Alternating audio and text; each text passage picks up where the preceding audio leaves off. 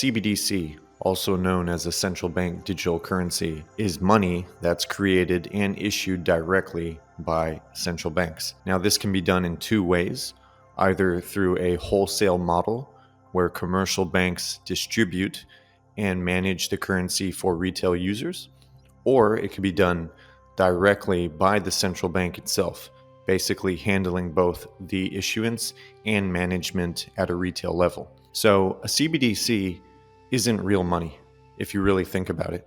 It's like a digital voucher that will keep us enslaved, because if central authorities control how you can spend your money, then essentially they control your life. It's a digital prison. So the biggest concern with CBDCs actually lies in the power it gives the central banks. They allow for extraordinary control over how your money is used. With programmable money, they basically can 100% dictate what you're allowed to spend your money on, where you spend it, and when you spend it. So this technology is often linked to terms like smart contracts, but in reality, for someone who truly values their financial sovereignty and their freedom, this isn't smart at all. It gives them the ability to 100% issue programmed money, and it enables them complete surveillance and control over where and how people use their money. So you have no freedom whatsoever. While CBDCs are a clear step towards centralized control, and that is their long-term dystopian agenda, the larger threat actually comes from an entirely digital financial system at the core. Such a system basically removes cash from the entire equation, leaving all transactions 100% traceable and controllable. Think about it. Imagine being denied access to payment systems simply because something you said or didn't align with their agenda or their narrative. Someone in power disagrees with that. They have the potential ability to completely freeze your accounts. So the potential risk is real, and that's what we're facing. If we move to an all digital financial system where our economy is fully digitized, it will lead to extensive surveillance. It's inevitable. Our world is increasingly becoming more digitized every day already. Homes are filled with smart devices. Everyone has a smartphone and Wi-Fi. Electric cars can literally be shut down remotely, and every single transaction could become a part of a centralized controlled network if linked to a digital ID system. This ID would basically verify your identity with precision, connecting all aspects of your digital and financial life into a single trackable grid, and this all ties together into an all-digital transaction system built on the blockchain, where everything and everyone is tokenized on the blockchain. This is exactly what BlackRock's Larry Fink has talked about in the past publicly. So on the surface, CBDCs may offer the appearance of convenience, but their implications for privacy, financial freedom, and decentralization are deeply concerning. And remember, they always try to sell you the convenience aspect of things, or it's for your own good, or it's for your security. They always sell you that in order to push their agenda. Essentially, the financial system is being weaponized against individuals. The core design behind CBDCs lacks focus on preserving human rights and decentralization. While many may dismiss the likelihood of widespread adoption of CBDCs, the reality is that nations across the world are actively advancing CBDC initiatives as we speak. As of January 2025, 134 countries across the world, accounting for 98% of the global economy, are already exploring the implementation of CBDCs. As a matter of fact, a survey conducted by the Bank for International Settlements revealed that 94% of central banks are actively researching and developing these central bank digital currencies. Public discussions, including those hosted by organizations like the World Economic Forum, have clearly highlighted the potential for CBDCs to enable extremely concerning levels of financial control. And other influential figures, such as Augustin Carstens, who's actually the head for the Bank of International Settlements, has echoed the same desire for CBDCs and their implementation in the new financial system. And they sell us on the positives, how great it is. But that's all a lie.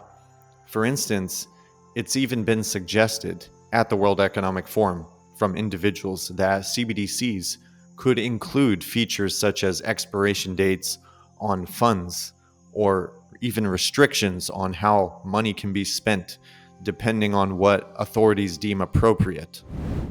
Such capabilities represent significant shift in the nature of financial autonomy, and the real danger isn't just financial. It's about governance and full control. In a world like this, if decision-making power rests in opaque systems beyond public oversight, and if governance is secretive and beyond public control, it basically enables those in power to turn on or shut off your transactions as they wish, which means they fully control your money, they fully control your life. A fully digitized economy would enable authorities to enforce compliance by simply restricting access to your money. For instance, during the pandemic, imagine rules limiting movement to a mile from your home on certain days. In a digital-only system, satellite tracking could enforce those rules. They have the capability for that in a digitized system.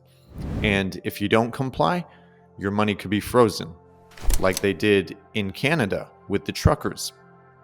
So this has happened in the past, but a system like this that's fully centralized, running on the blockchain with CBDCs, would give them even more control. This level of control bypasses not only individual freedoms, but also state powers, which are meant to act as a balance under the Constitution.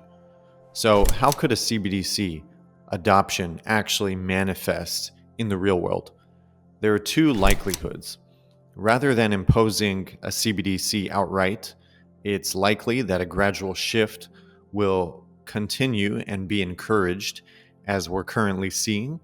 We've already seen steps in this direction, such as the decreased use of cash during the 2020 pandemic event, which actually normalized digital payment methods for many people around the world and decreased the usage of cash. So that's already taken place.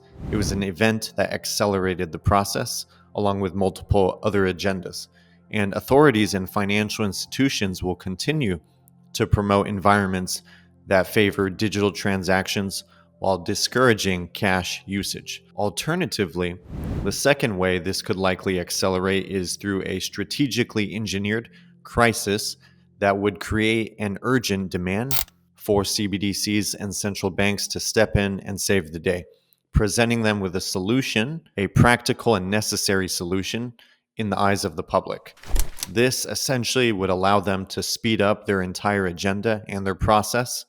Problem, reaction, solution. So I just want to throw this out there. Many people ask me, where do you buy your crypto and digital assets from? Well, for the longest time, I was using Coinbase and Uphold. But several months ago, I transitioned and I've been using Caleb and Brown. The reason is because I had some issues trying to move funds from Coinbase. And then I had some other issues that arose not too long ago trying to withdraw funds from Uphold. So I found out that Caleb and Brown was the right fit for me. So just wanted to throw that out there because many people ask about it. It's Caleb and Brown, and I included my link in the description if you're interested. What can be done? Is there still hope?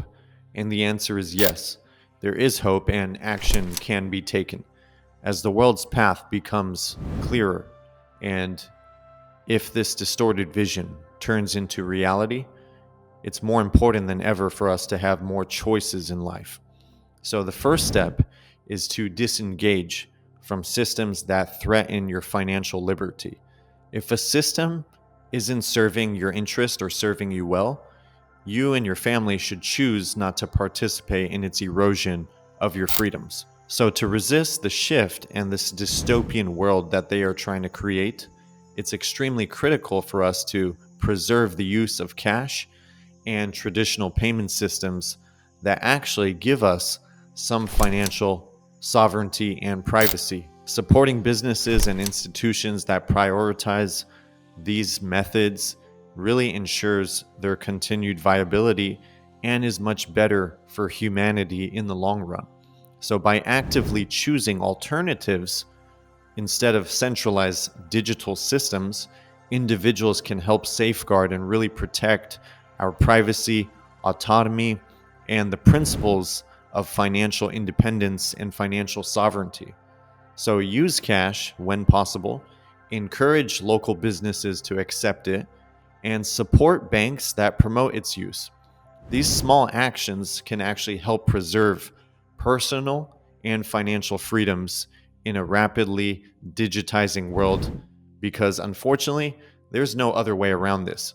The only option to fight this, if we have a fighting chance, is for us to take action. If you guys like this video, let me know in the comments and I'll continue to make more. Until next time.